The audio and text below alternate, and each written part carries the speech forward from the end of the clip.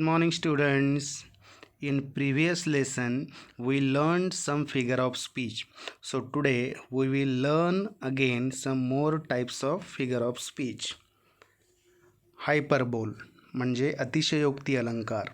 Hyperbole is a figure of speech wherein we exaggerate or overstatement in any sentence. ज्या वेळेला एखादं अतिशयोक्तीपूर्ण वक्तव्य केलं जातं किंवा एखादं विधान वाढवून चढवून किंवा फुगवून सांगितलं जातं म्हणजेच ओव्हरस्टेटमेंट केलं जातं तेव्हा ते हायपरबोलचं उदाहरण असतं. Now let's see the example of hyperbole. The river of blood flooded in the battlefield.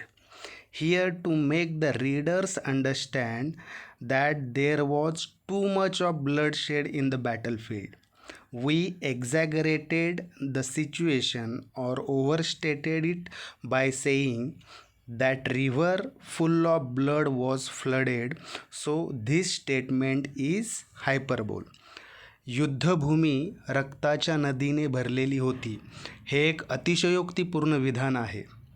खूप रक्त सांडलं होतं हे सांगण्यासाठी अशा प्रकारची अतिशयोक्ती केली आहे म्हणून हे हायपरबोलचे उदाहरण आहे.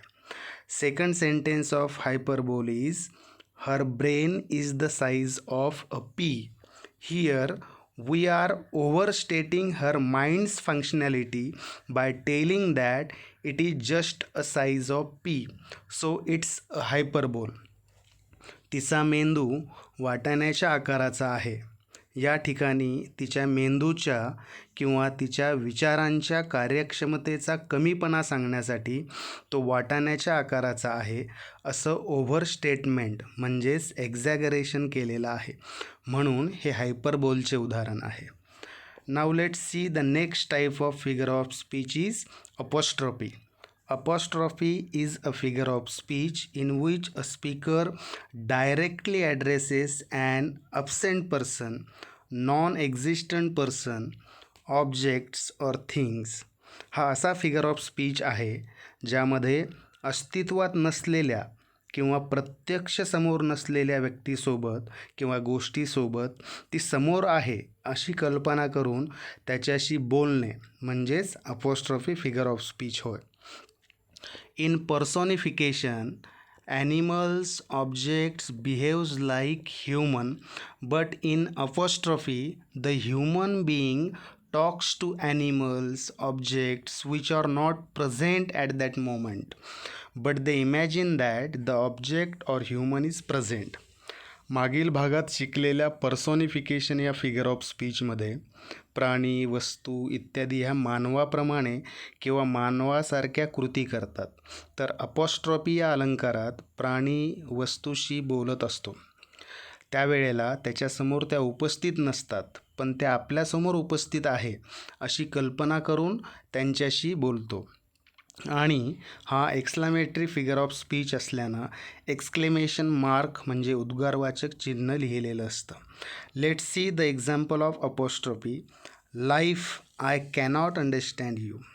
Here the human talks with the life as if it is a living object which is not present at that moment. And also notice the explanation mark after the word life. So it is apostrophe. या वाक्यात मानव हा life म्हणजे आयुष्याशी बोलत आहे.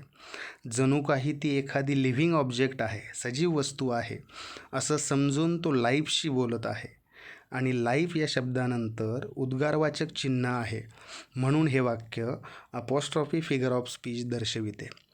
Next sentence is Oh my friend wind, you seems to be angry. Here the human talks with the wind as if it is a living object which is not present at that moment and exclamation mark is used after the word wind. So it's apostrophe. या वाक्यात मानव हा आता विंडशी म्हणजे हवेशी किंवा वाऱ्याशी बोलत आहे. जणू काही ती एखादी लिव्हिंग ऑब्जेक्ट म्हणजे सजीव वस्तू समजून तिच्याशी बोलत आहे आणि विंड या शब्दानंतर उद्गारवाचक चिन्ह आहे म्हणून हे वाक्य अपॉस्ट्रॉफी फिगर ऑफ स्पीच दर्शविते. Now let's see the next type of figure of speech is onomatopoeia, म्हणजेच ध्वनी अनुकरणात्मक शब्द. An onomatopoeia is defined a word which imitates the natural sound of a thing or animal. It is a word which is sound of that animal or thing. यामध्ये एखाद्या प्राण्याचा, वस्तूचा जो नैसर्गिक आवाज आहे, तो नैसर्गिक ध्वनी एखादा शब्द व्यक्त करत असतो. तो शब्द म्हणजे त्या वस्तूचा किंवा प्राण्याचा ध्वनी असतो. Let's understand it with some examples. The buzzing bee flew away. What is the sound of bee? It is buzz. As in this statement, we are using the sound of bee buzzing. It is an onomatopoeia. मधमाशीचा आवाज किंवा ध्वनी कसा असतो, तर तो बज म्हणजे घोंगावणे किंवा गुणगुणणे असा असतो. या वाक्यात आपण त्या मधमाशीचा घोंगावण्याचा बझिंग असा जो ध्वनी आहे त्याचा वापर केलेला आहे, म्हणून हा ओनोमोटोपिया हा फिगर ऑफ स्पीच आहे. The next sentence is the dog said bow wow.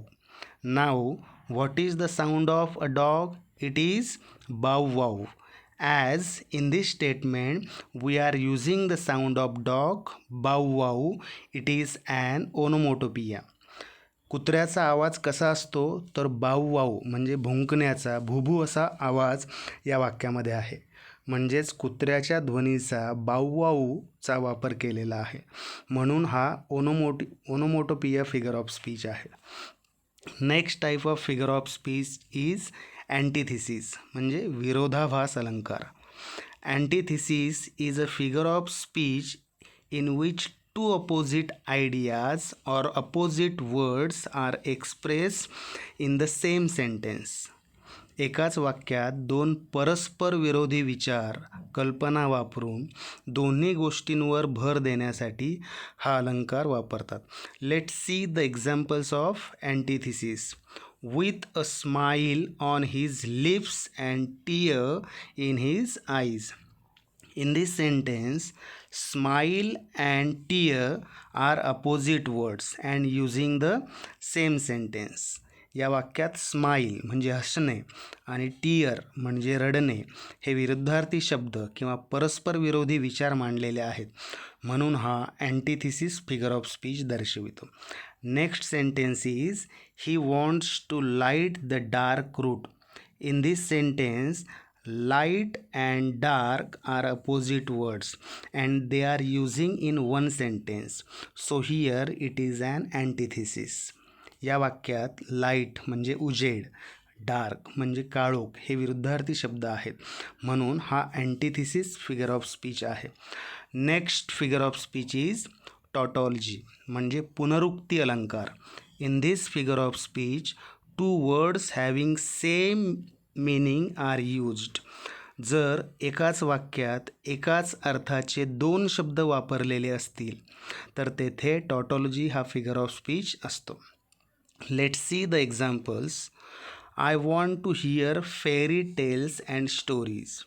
Now here tales and stories express the same meaning, so it is tautology.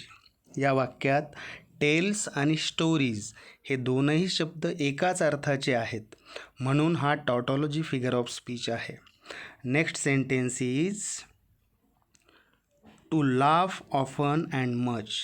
In this sentence often and much are express the same meaning, so it's a tautology. या वाक्यात कोणते दोन शब्द एकाच अर्थाचे असतील, तर often आणि much हे दोन शब्द एकच अर्थ दर्शवितात, म्हणून हा टॉटॉलॉजी फिगर ऑफ स्पीच आहे. थँक्यू.